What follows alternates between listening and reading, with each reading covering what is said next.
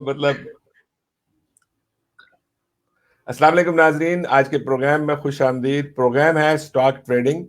नाजरीन, जैसे कि हम सब जानते हैं कि पाकिस्तान की स्टॉक मार्केट बड़ा लुक्रेटिव बिजनेस अपॉर्चुनिटीज देती है, बशर्ते कि आप इसमें ध्यान से काम करें।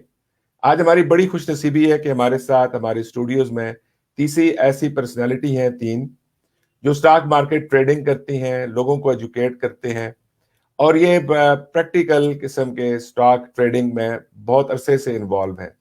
इनको हमने आज स्टूडियोज में दावत दी है। बहुत शुक्रिया आप सब लोगों का। और अब हमने थोड़ा सा काम बांट दिया है कि आज हम सेक्टर्स की बात करेंगे। तो मुदस्सर साहब सीमेंट सेक्टर के बारे में बात करेंगे, उस्मान साहब ऑयल सेक्टर की बात करेंगे और डॉक्टर एयाज जो हैं वो आज बैंकिंग सेक्टर की बात करेंगे। तो हम स्टार्ट उस्मान से करते हैं। उस्मान साहब, आप ये बताइए कि अगर हम किसी नए इन्वेस्टर को इस सेक्टर के बारे में बताना चाहें तो क्या चंद फंडामेंटल चीजें क्या हैं? Bismillahirrahmanirrahim. Thank you very much, sir, for inviting on this particular show और stock market which is very close to my heart क्योंकि मैं खुद भी इन्वेस्टर हूँ स्टॉक मार्केट में और पिछले मेरा ख्याल है 10-12 साल से ट्रेडिंग कर रहा हूँ और ज़्यादातर ऑयल सेक्टर में ही करता हूँ क्योंकि ऑयल में जब भी आप ट्रेड करें तो वो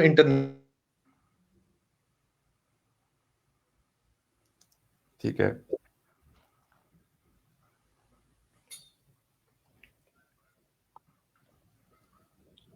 मेरा ख्याल है शायद उस्मान साहब जी, उस्मान की जो है थोड़ी सी वॉइस ब्रेक हो रही है सर।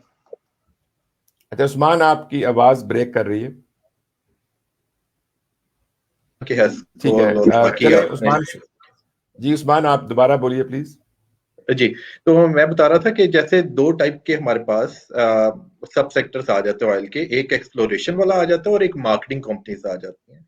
ठीक है। शेल, पीएसओ ये हो गए, ये मार्केटिंग करते हैं क्योंकि ये हमें सेल कर रहे होते हैं ऑयल और हमें मिल रही होती है। एसएनजीपी जैसे सुई नॉर्दर्न गैस होगी, सर्दर्न गैस होगी, तो ये भी एक मार्केटिंग कंपनीज आ जाती हैं। जब एक्सप्लोरिंग की बात करते हैं, जो डिगिंग करते हैं, ऑयल निकाल रहे होते हैं, OGDCL, POL, PPL, Pakistan oil field हो गया, ये वो कंपनीज हैं जो डिग करती हैं और ये ऑयल निकाल रही होती हैं। तो इनका एक दूसरा सब सेक्टर बनता है। So there are 4 companies in marketing companies.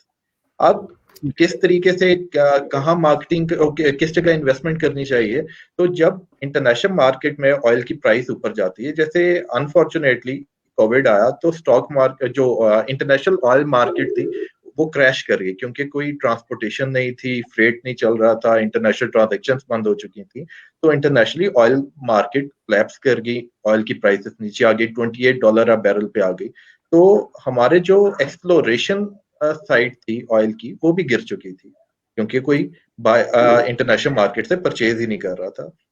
और सेम लाइक जब हम पेट्रोल ही नहीं डलवा रहे थे, हम मूव ही नहीं कर रहे थे कहीं, तो हमारी मार्केटिंग कंपनीज को भी लॉस हुआ और उनके स्टॉक मार्केट प्राइसेस भी नीचे गए।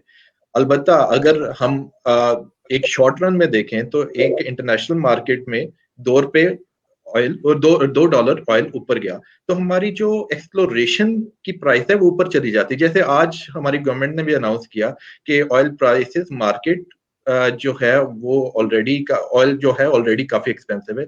₹111 का जो ऑयल हमें मिल रहा है, पेट्रोल मिल रहा है, तो उसको गवर्नमेंट ने डिसाइड किया कि आज उसकी प्राइस नहीं बढ़ाई जाएगी।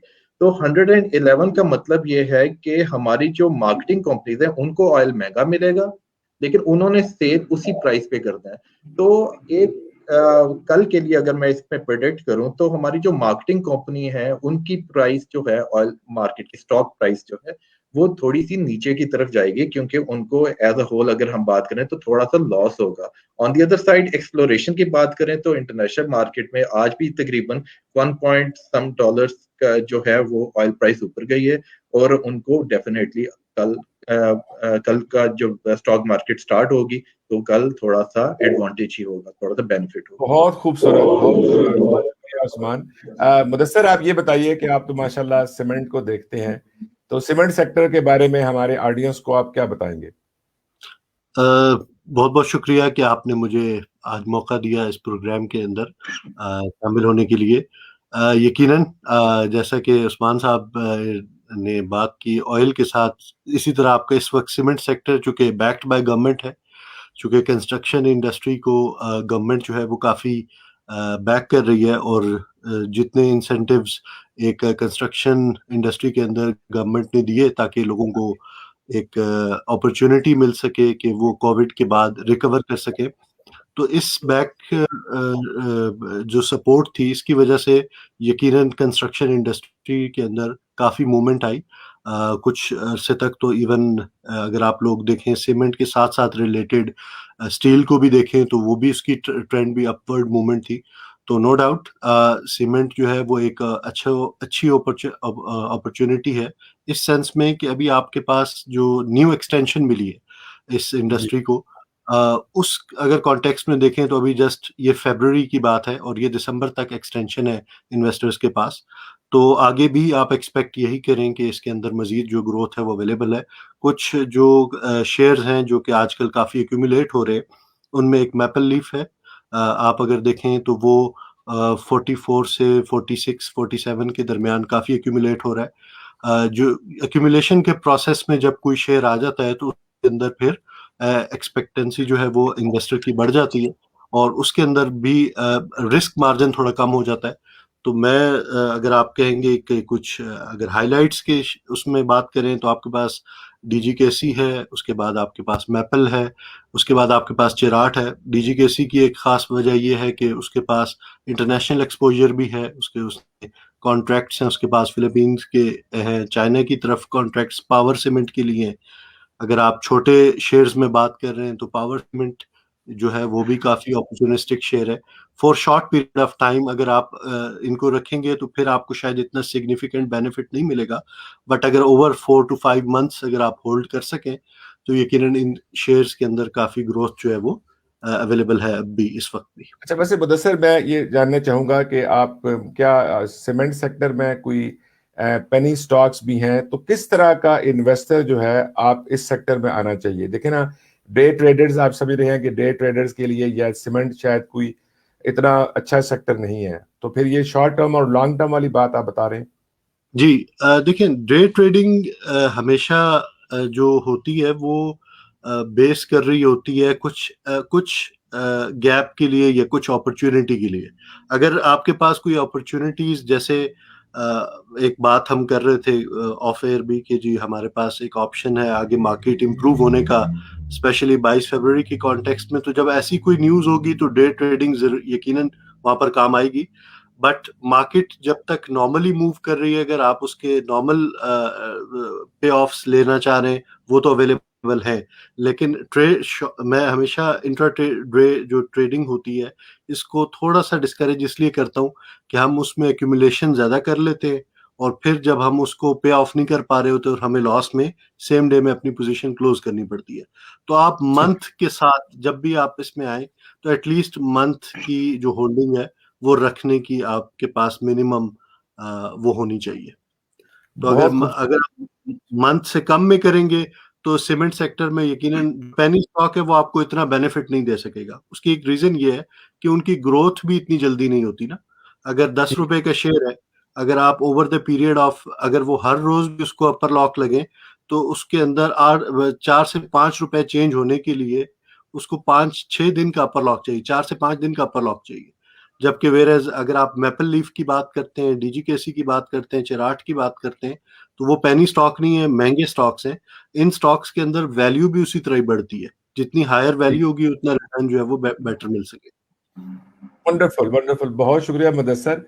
मुदस्सिर का ये कहना है कि ये जो सीमेंट सेक्टर है आइडियली ये उन लोगों के लिए नहीं है जो शॉर्ट टर्म खेलना चाहते हैं। और मुदस्सिर ने जो बात की कि 22 को हम डॉक्टर से बात करते हैं कि हम ये कह रहे थे कि ये इन्वेस्टर का वैलेंटाइन है ना, कि 22 तारीख को क्या होने वाला है डॉक्टर साहब, मुझे बताइए। जी sir, thank you very much first of all कि आपने इनवाइट किया आज के सेशन के लिए, और ये बड़ा अच्छा है कि आप लोगों को डिफरेंट सेक्टर्स के बारे में जो है वो एक्सपर्ट ओपिनियन देंगे, लोगों को थोड़ा सा गाइड करेंगे, तो उनके लिए इंशाल्लाह अच्छा हो जाएगा। एक तो 22 को पाकिस्तान के जो इकोनॉमी से रिलेटेड के डिसीजन होना है रिलेटेड टू ग्रे।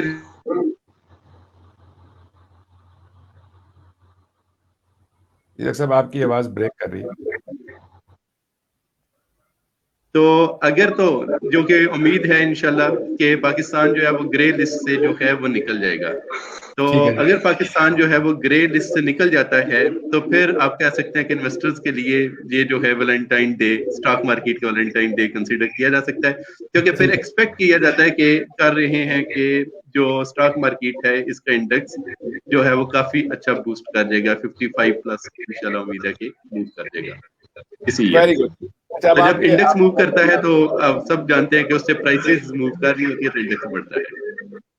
चलिए, ये तो बड़ी अच्छी बात है। अच्छा, ये बताइए कि आपका बैंकिंग सेक्टर में किस तरह के स्टॉक्स हैं और आप किस तरह के इन्वेस्टर्स को रिकमेंड करते हैं बैंकिंग सेक्टर में?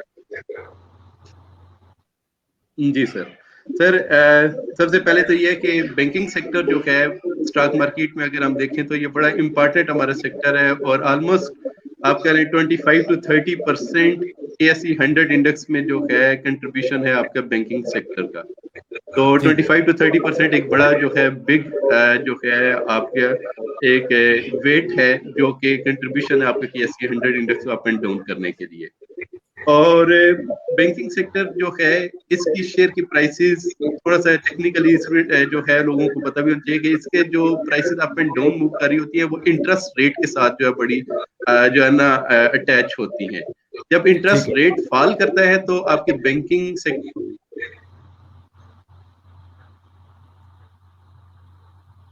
होती हैं, बैंकिंग सेक्टर के शेयर की प्राइसेस में भी डिक्रीज आ रहा होता है। जैसा कि आपने देखा कोविड-19 में, तो जो कोविड-19 हुआ बैंकिंग एक तो इंटरेस्ट रेट जो है वो डिक्लाइन हुआ, उसके साथ साथ बैंकिंग की जो प्राइसेस हैं, शेयर की प्राइसेस जो हैं वो भी काफी सफर हुई और काफी डिक्लाइन।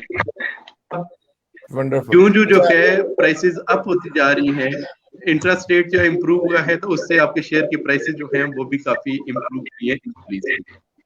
अच्छा, ये अगर हम मैं आपसे एक जानना चाहूंगा, अक्सर हमने देखा है कि मुख्तलिफ तरह के ट्रेड अलर्ट्स इंटरनेट पे नजर आते हैं कि जी आप ट्रेड अलर्ट से हेल्प लेते हैं। मतलब सर, आप अपने इस ट्रेडिंग बिजनेस में क्या ट्रेड अलर्ट्स पे रिलाय करते हैं?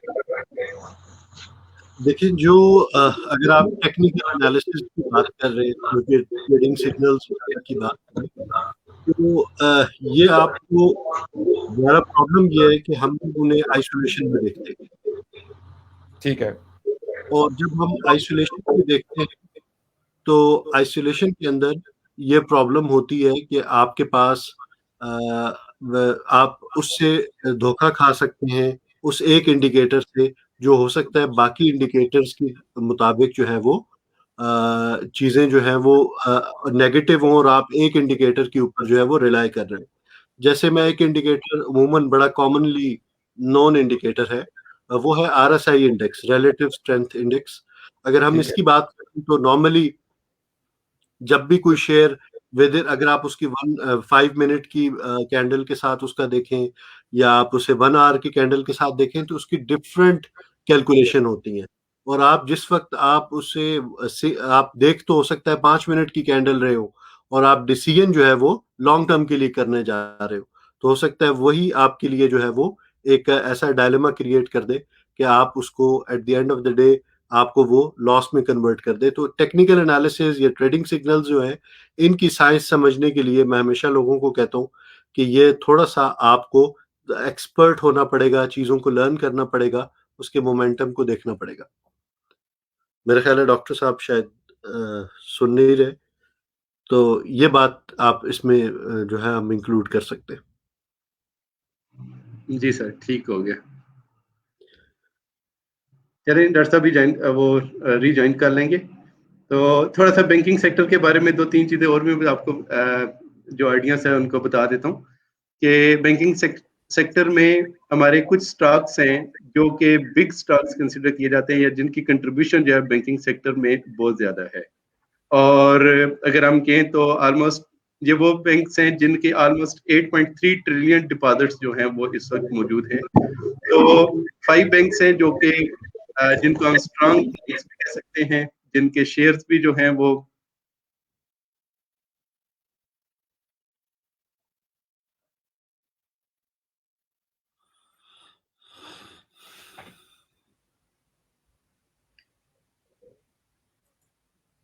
जी डॉक्टर साहब की मेरा ख्याल है आवाज। जी डॉक्टर साहब ने जो ऐसी सीक्रेट इंफॉर्मेशन देने की कोशिश की, लगता है वो इंटरनेट हमारे साथ नहीं चल रहा ना।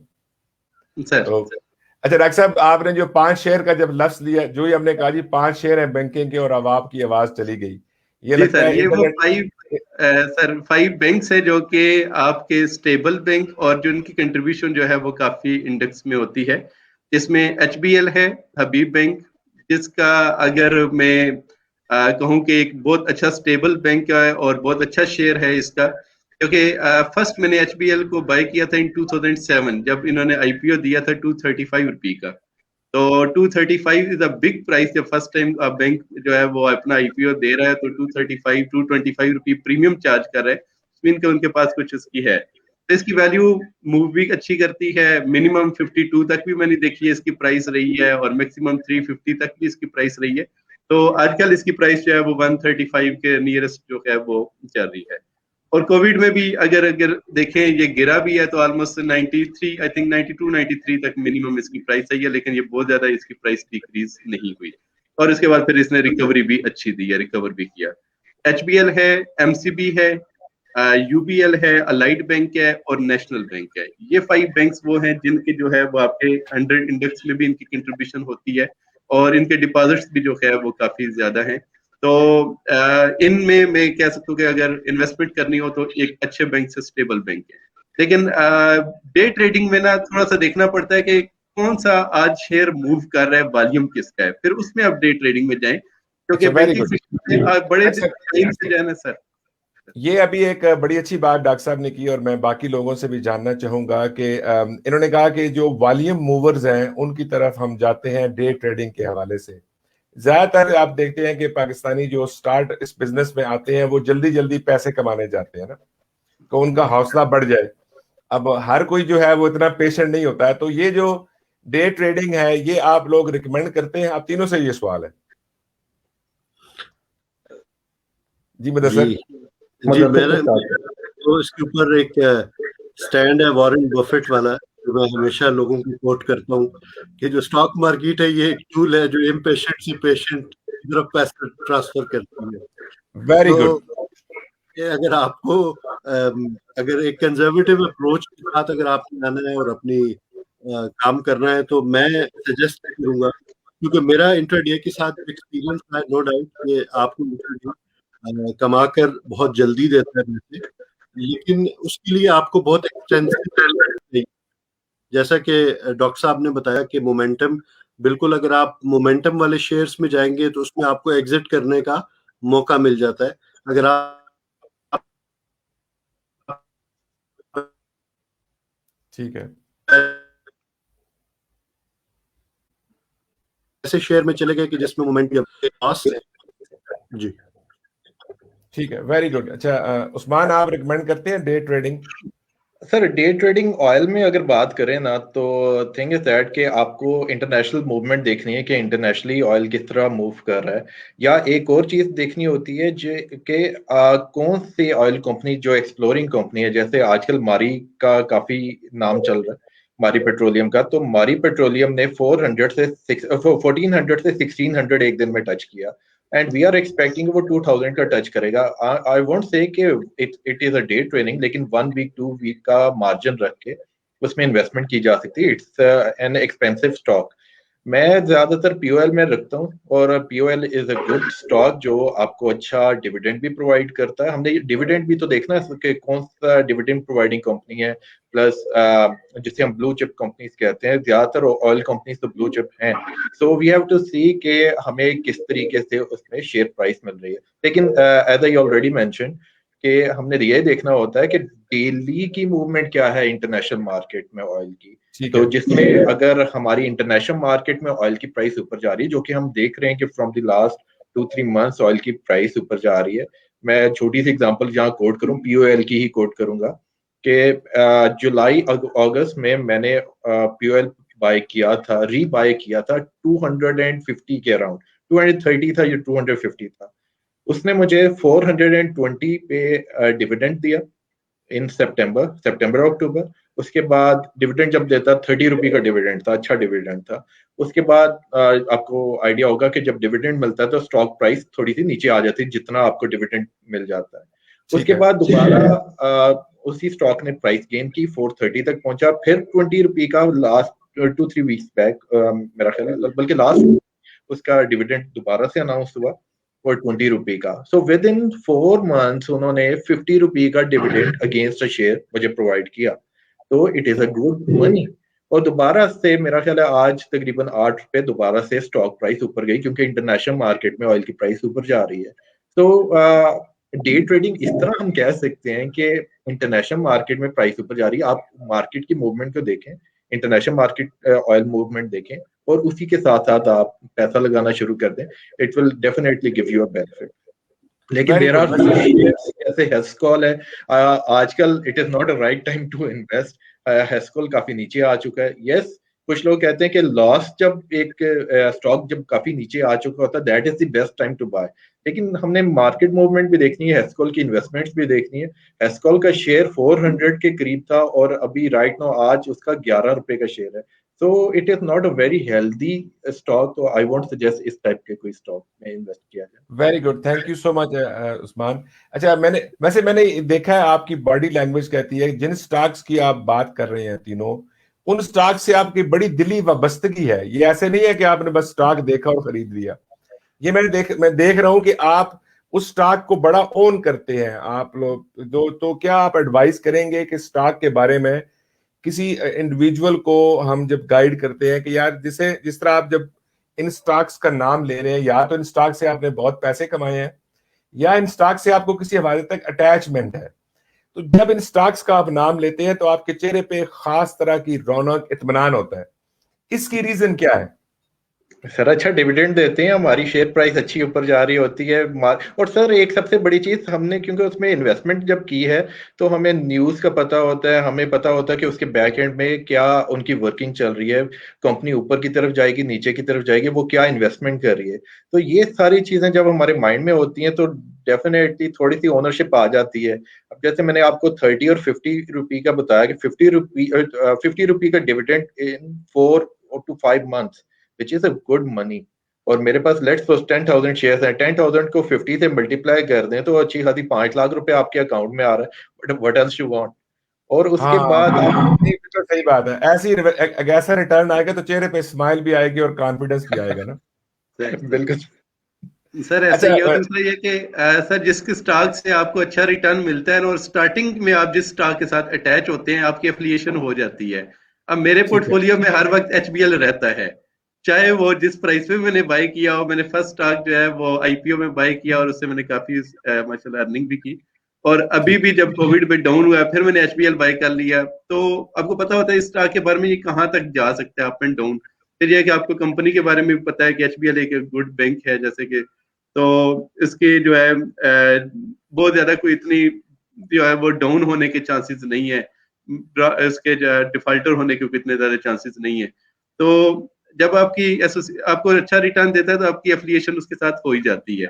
फिर सेकेंडली आपको एक्सपीरियंस होता है कि आपने उनके साथ जब चलते हैं तो आपको एक्सपीरियंस गेन करते हैं और फिर आप दूसरों को भी रिकमेंड कर सकते हैं कि यार ये इसकी पोजीशन है, आप इसको कर सकते हैं या नहीं कर सकते। ये एक सवाल है डॉक्टर साहब आपके लिए, मलिक अली जुनैद जाहिद साहब का। मेरा क्वेश्चन डॉक्टर साहब से है, सर स्टॉक एक्सचेंज मार्केट में देखता हूं कि हम ह्यूज रिच इन्वेस्टर्स की है, it is due to margin transaction, what is the reason behind this?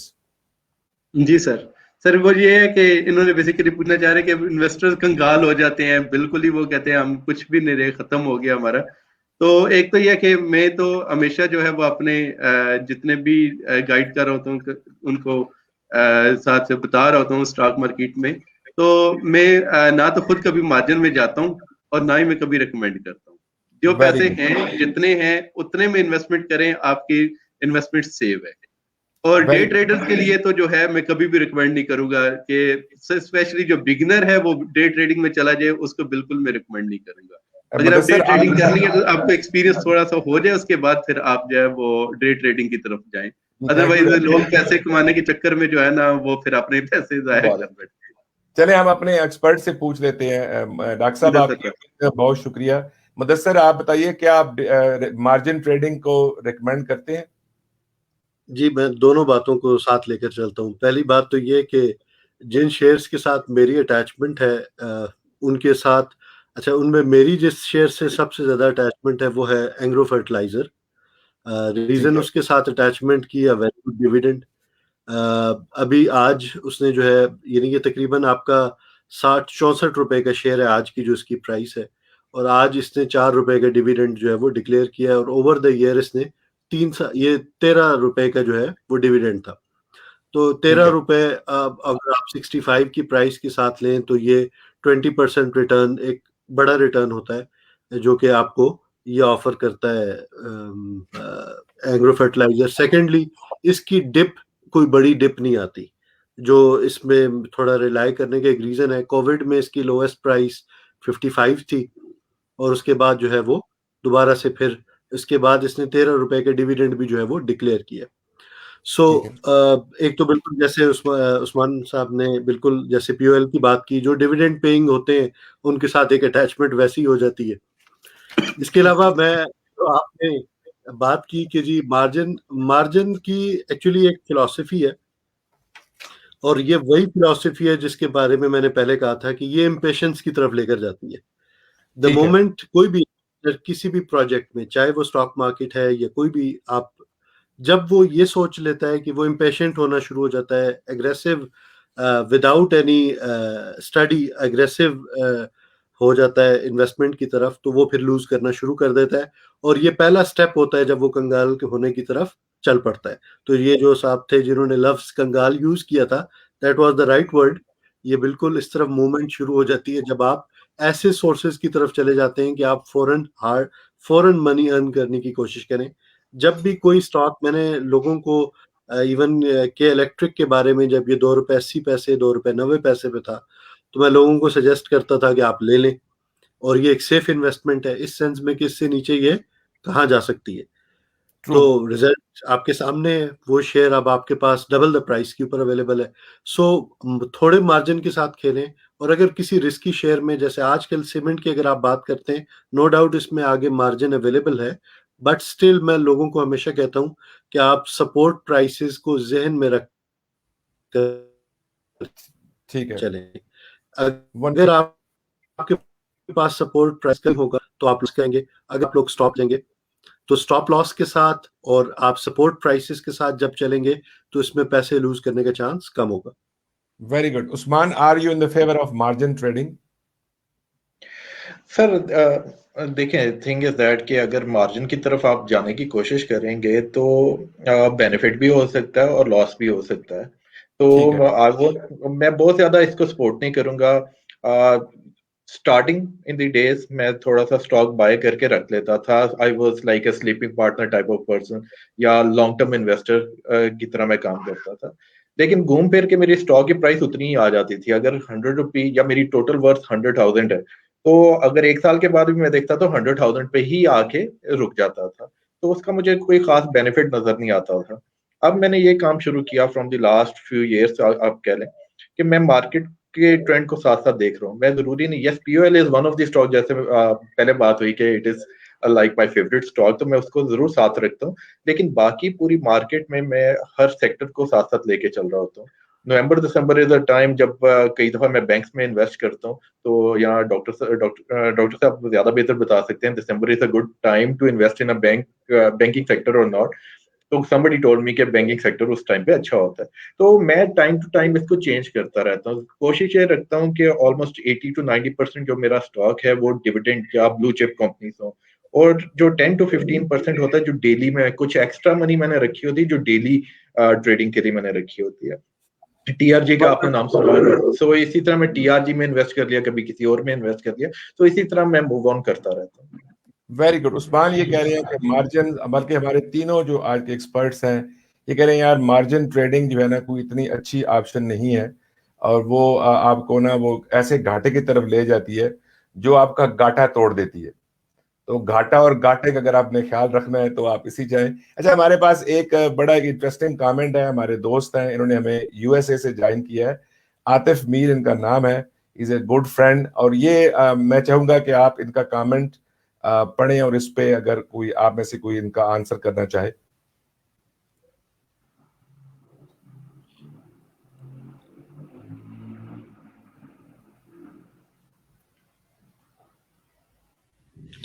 देखें ये मैं अगर इस पर कमेंट करूं तो एक चीज देखें, इसमें इन डेप्थ रिसर्च की बात हो रही है। अगर आपके पास ऐसी टेक्नोलॉजीज या आपके पास ऐसी मीन्स हैं कि आप वो इंफॉर्मेशन कैटर कर सकें जो आपको 5 minute candle, 30 minute candle, 1 hour candles, इनके ऊपर आपको वो इनसाइट दे सके, आपको सपोर्ट, ये मैं आपको डे ट्रेडिंग के लिए ही बता रहा हूँ कि आपको सपोर्ट रेजिस्टेंस को लेकर चलना है।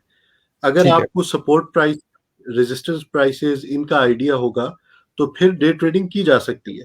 लेकिन डे ट्रेडिंग के एक उसूल मैं ये बता रहा हूँ कि अगर आपके पास हैसियत 5 लाख शेयर खरीदने की है, क्योंकि अगर आपको ओवरनाइट जाना पड़ता है तो आपके पास इतनी लेवरेज जरूर हो कि आप ओवरनाइट जा सके, वरना at the end of close time हो सकता है आपको लॉस पे सारी चीजें बेचकर निकलना पड़े, अगर आपके पास ओवरनाइट आप ना हो सके तो।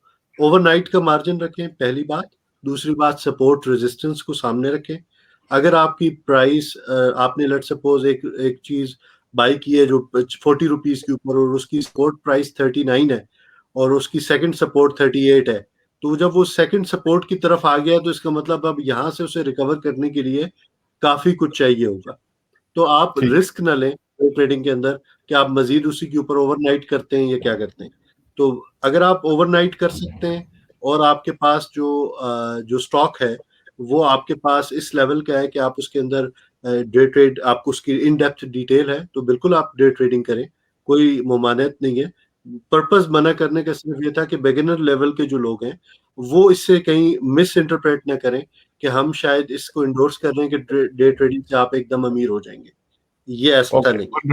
वंडरफुल वंडरफुल, ये बड़ी खूबसूरत बात की मुदस्सर ने कि डे ट्रेडिंग जो है वो आपको रातों रात अमीर नहीं कर सकती।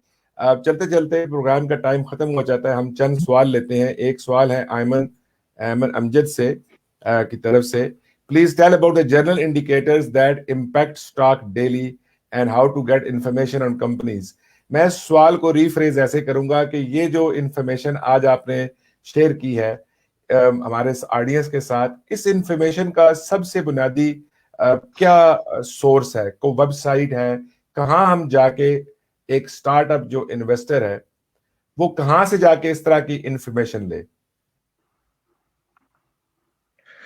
सर अगर ऑयल सेक्टर की बात करें तो आप investing.com पे अगर चले जाएं तो आपके पास डिफरेंट उसमें स्टॉक्स नजर आने शुरू हो जाते हैं, कमोडिटीज नजर आनी शुरू हो जाती हैं। जैसे ऑयल में है ब्रेंट है, और भी सऊदी ऑयल है, ब्रेंट ऑयल है, और इसी तरीके से एक दो क्रूड ऑयल है। तो आपको उसकी मूवमेंट नजर आ जाती है और उसको आप सिंपल इंडिकेटर रखें।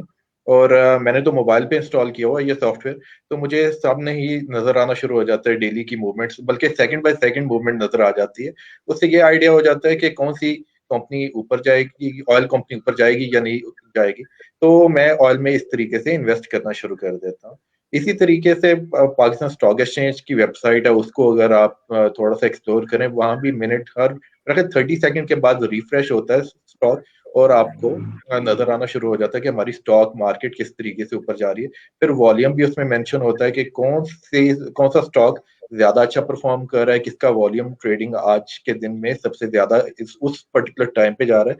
तो इसी तरह पाकिस्तान में ही आपने इन्वेस्ट करना है तो PSX website is the best one, और साथ में रिकमेंड करूंगा investing.com, जहां से आपको लाइव ट्रेडिंग मिल रही होती है, इन्फॉर्मेशन भी अपडेट हो रही होती है।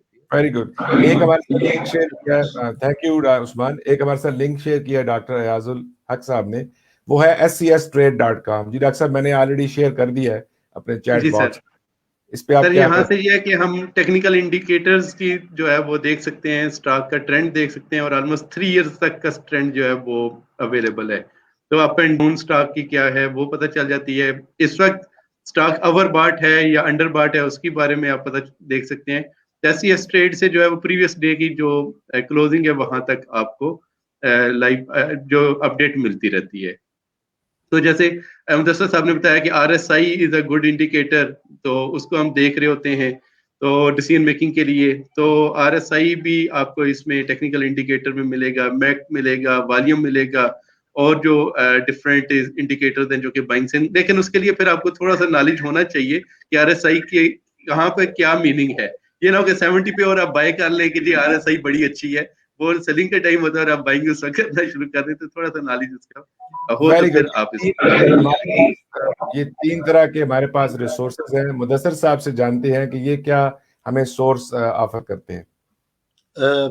मैं दो चीजें, एक तो बिल्कुल दोनों जो एक डॉक्टर साहब ने भी और उस्मान साहब ने भी जो आपको बिल्कुल बताएंगे, ये तो आपके पास रेडिली अवेलेबल सोर्सेज हैं। इसके अलावा मैं हमेशा कहता हूं कि जो लोग भी इंटेंट कर रहे हैं कि वो स्टॉक मार्केट में आना चाहते हैं, उनको एक अपनी एक आदत बनानी होगी। आदत ये बनानी होगी उन्हें डेली जो है ओपनिंग और डेली जो क्लोज सेशंस हैं, इनको किसी जगह पर उनके फेवरेट शेयर्स हैं उनकी वो 2 हफ्ते 3 हफ्ते रिकॉर्डिंग करें, उसमें वॉल्यूम उसके साथ देख लें। ये दोनों इंफॉर्मेशन आपको बड़े आराम से मिल जाती है आपके पाकिस्तान स्टॉक एक्सचेंज की वेबसाइट के ऊपर। ठीक है। अब इस दो चीजों को रिकॉर्ड करने का पर्पस क्या है? जिस पॉइंट ऑफ टाइम से आप इसे रिकॉर्ड करना शुरू करेंगे, उस ही पॉइंट ऑफ टाइम से अगर 20 दिन के अंदर प्राइस पॉजिटिव हुई है, तो जितना वॉल्यूम आप जा रहा है, ऊपर की तरफ जा रहा है, for example 1 million volume plus हुआ है और आपका जो शेयर है वो 10 रुपए महंगा हुआ है, तो इसका मतलब ये हुआ कि इसके अंदर ट्रेंड जो है वो बिल्डअप मौजूद है, बिल्डअप हो रहा है इसके अंदर। ठीक द है। मोमेंट आपको ये नजर आए कि जी आपका प्राइस जो है वो ऊपर चली गई है, वॉल्यूम कम होना शुरू हो गया है, आप उससे डिफरेंट डिडक्शंस निकाल सकते हैं। इसी तरह अगर नेगेटिव हो गई है प्राइस, नेगेटिव प्राइस हो गया और बहुत ज्यादा सेल कर दी, फॉर एग्जांपल एक शेयर है जो कि उसका फ्लोट या फ्लोट इंफॉर्मेशन भी बड़ी इंपॉर्टेंट होती है कि उनका फ्री फ्लोट क्या है। फ्री फ्लोट का फॉर एग्जांपल 30% कंपनी ने 20 रुपए प्राइस कम होने पर जो है वो एग्जॉस्ट कर दिया, तो इसका मतलब हुआ कि काफी ज्यादा सेलिंग हुई है।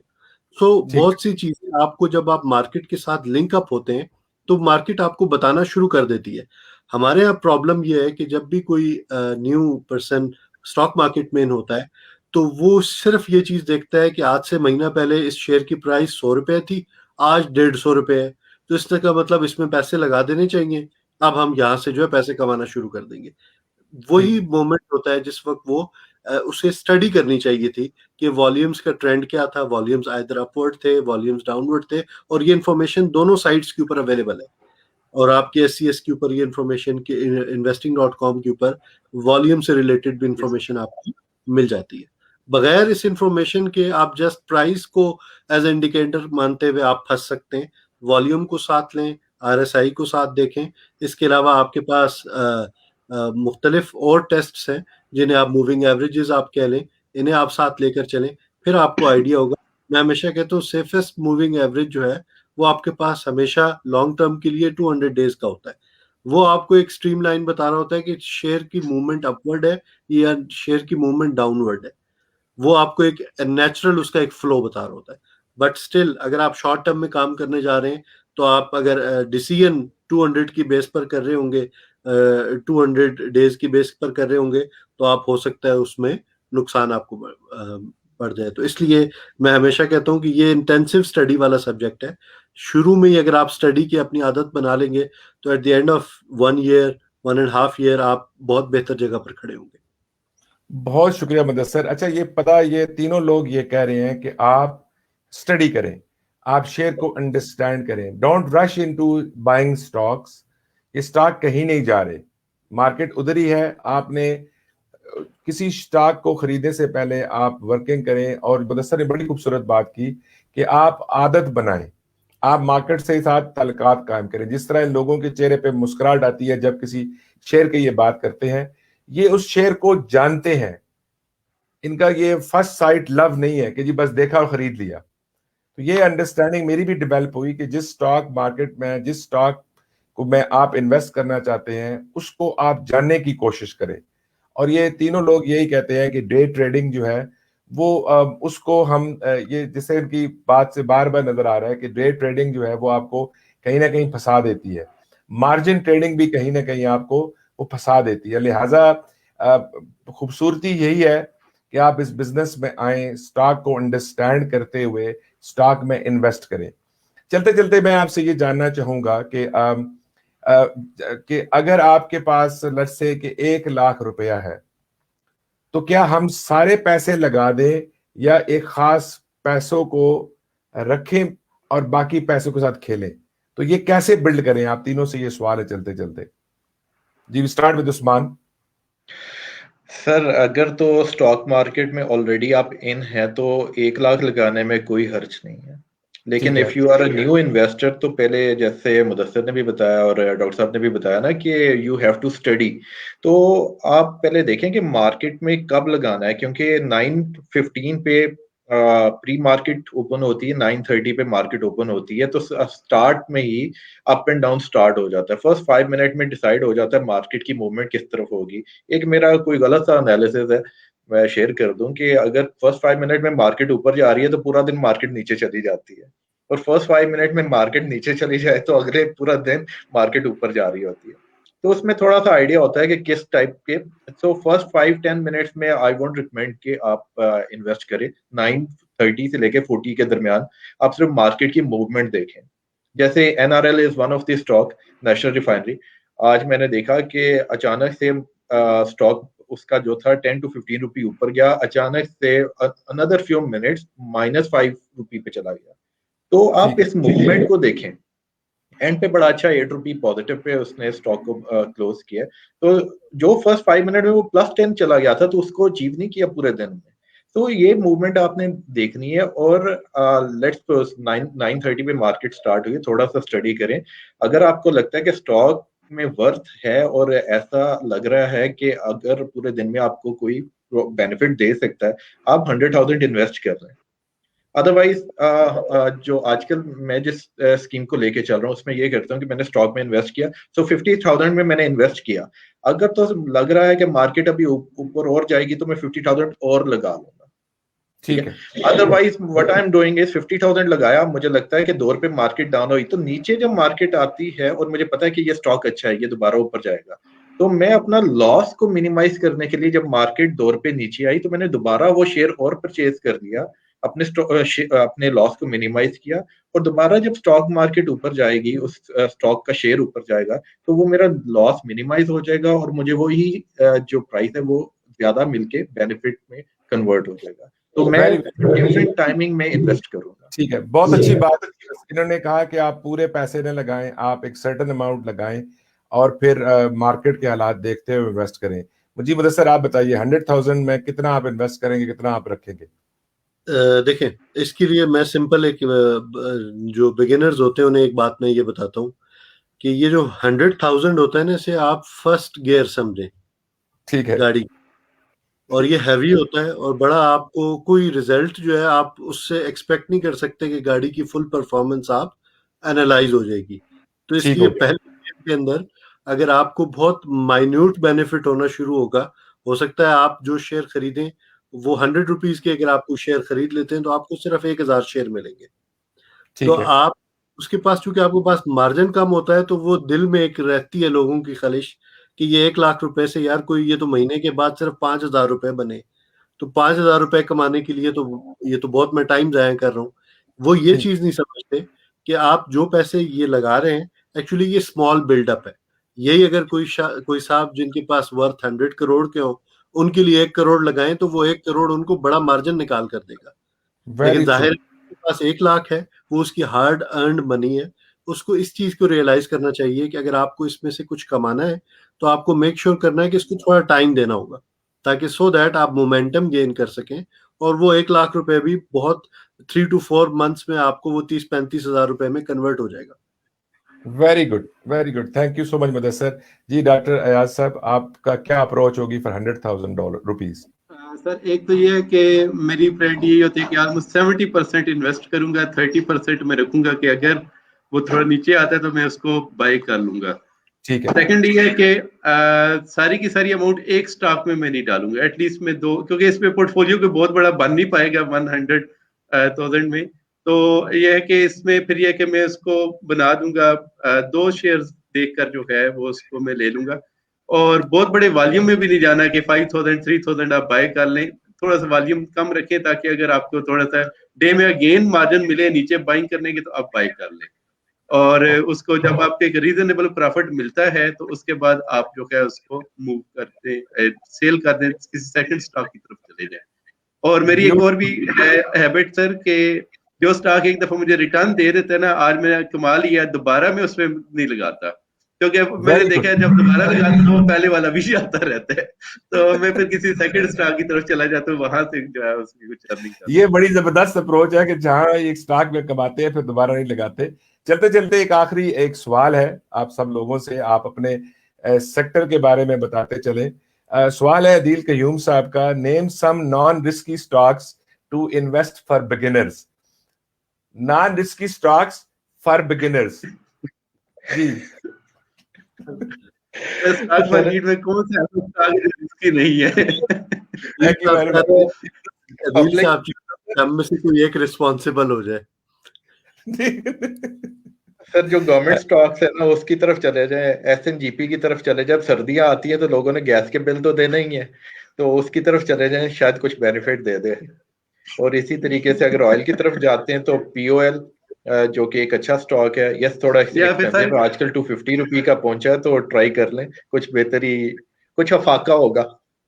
जी जी मुदस्सिर, मैं सिर्फ इतनी बात कहूंगा कि पहले तो नॉन रिस्की जो है लफ्ज, ये रिलेटिव टर्म है, इनका रिस्क फैक्टर क्या है ये मुझे मेरा ये कह रहे हैं ना मुझे रिलेटिव से बात है, रिश्तेदार नहीं है आपके, जो रिश्तेदार नहीं है उनकी बात हो रही है।